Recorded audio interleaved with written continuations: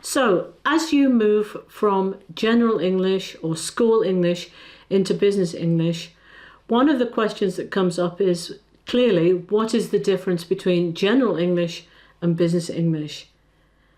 And if you ask people what they think these differences are, there are many different answers to the question. There's a lot to do with vocabulary, but one of the answers is to do with formality. And people often believe that business English is much more formal than general English. And if you were to ask me, is this true? Well, I would answer, well, yes and no. There are certainly times in business where things are done on a very informal basis. A lot depends on corporate culture.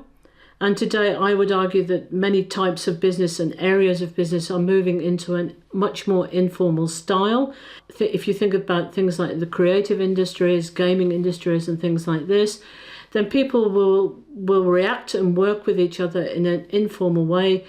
Many international companies today will be using English, and everything will be done in quite an informal way.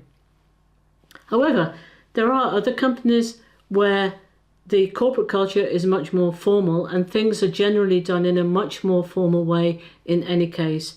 These companies can have very strict rules and regulations. There can be a strong hierarchical structure in the company, and this will include using your language, whether this is in meetings or negotiations, writing emails, or doing other kinds of writing. Things will tend to be in a much more formal style. There will be cases in business in any case where you need formality.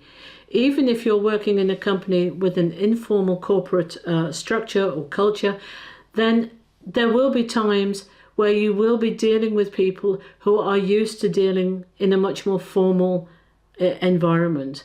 Yeah, this will be maybe to do with having clients who do their business in a much more different way with you than you do, and you will have to adapt to the way that the client operates. If we think about writing, there are some things in writing, they have permanence.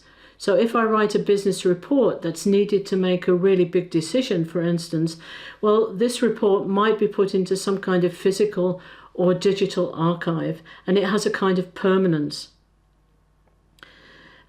There will be times when it's absolutely necessary, even today, to write a formal business letter. And again, this will have a different style and tone than an informal email.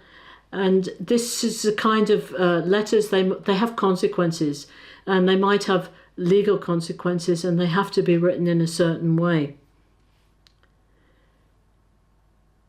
The bottom line is that formal English, in certain circumstances, in certain contexts, it can appear and it can be much more professional than using an informal style. And sometimes if you're unsure, it can be better to go for the formal style than it can be to go for the informal style. Now, one of the requirements for you as you're moving through into business English and you have an upper intermediate or even an advanced level of English, one of the things that you will be expected to do is to be able to adapt your English according to the context that you're working in. So to be able to use an informal style or a formal style. Now, this can present some difficulties. I think one of the problems for people can be that when it comes to using business English, that one of the things that they've done is they've always operated in they've always tended to operate in a much more informal style. This is to do with studying general English rather than business English. It's to do with having friends and going to other countries and mixing with people in an informal way in the other country or the other culture. And it's also to do with working online, reading blogs, writing blogs maybe, or even and operating on social media. One of the problems can be when it comes from moving from general English into formal English is that people tend to, because of their experience, they tend to use the informal. They don't have the formal English to be able to use it, and this has to be taught and you have to learn it. And the other thing is that some people, when especially at the beginning, they begin to mix up, and it becomes very confusing for the reader or for the listener. They mix up a very informal style and a very formal style. And last but not least, one of the questions that's going to be asked in any kind of business English exam is going to be to do with informal and formal usage. And this can be as simple as changing an informal email into a formal style email. Or it could be writing a formal business report. Or it could even be writing an academic essay. Or in some universities, in the university I worked in, students had the opportunity to write their final thesis in English. And this should tend towards a formal style. Now, one of the simple ways that you can start working on moving from an informal to a formal style in English is by looking at vocabulary. Now, if we look at English in terms of vocabulary, it's an extremely rich language. There tend to be many more words in English than there are in other languages, and we have many more words to say the same thing. And this often means that we have an informal word for describing something or talking about something, and we have a formal word. And one of the things that you can do in your writing is to check your writing and to go through your writing, and when you check it, to look for certain red flags, certain informal words, and to change those into the formal words. Now, don't try and do this all at once. Try to start with a few words and then move on to using more and more words, and get used to asking your teacher or your trainer for feedback. Ask them to change vocabulary, and then look at the vocabulary that's been changed, and then work on going through your own writing and checking it and changing certain words.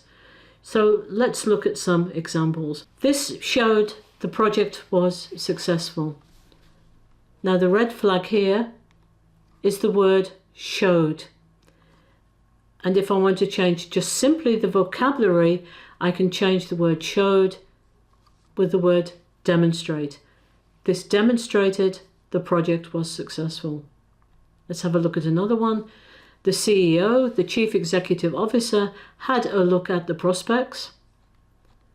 Now, the red flag here is had a look at, and I can change had a look at by using the word simply examined. The CEO examined the prospects. Let's go over the main facts. I could change the whole thing here is to review. Another thing that happens here in moving from informal into formal English is that formal English tends to be more impersonal than informal English. So here we've got let's, which is the short form of let us, and we can change this, we can take the people out of it by using an infinitive to review, comma. Another example, the presentation gave the necessary information. Again, I can make this more formal and probably more professional by changing gave with the word provided. The presentation provided the necessary information. Let me tell you more. Again, people in this, me, you, tell more, tending to the informal. We can change that to elaborate, comma. During the meeting, we found out can be changed to discovered. Again, if I wanted to make this impersonal, I could write during the meeting it was discovered that. I could change it from the active use into the passive use.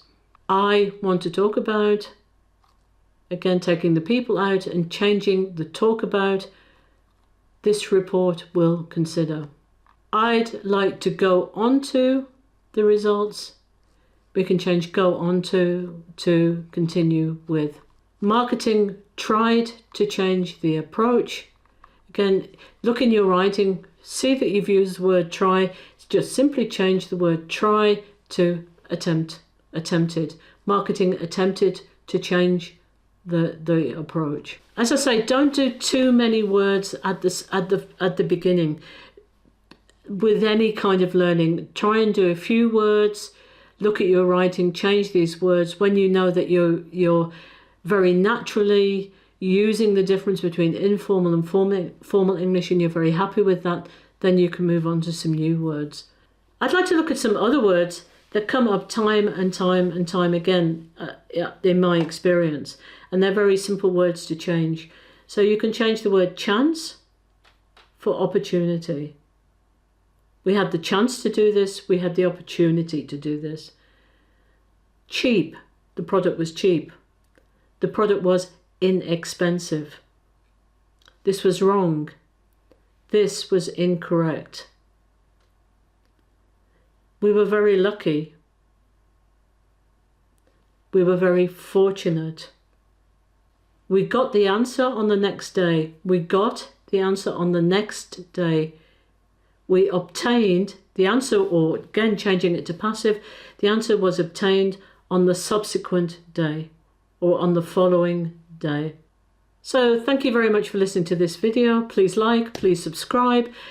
In this video we've just looked at this difference between informal and formal English, and whether formal English is necessary.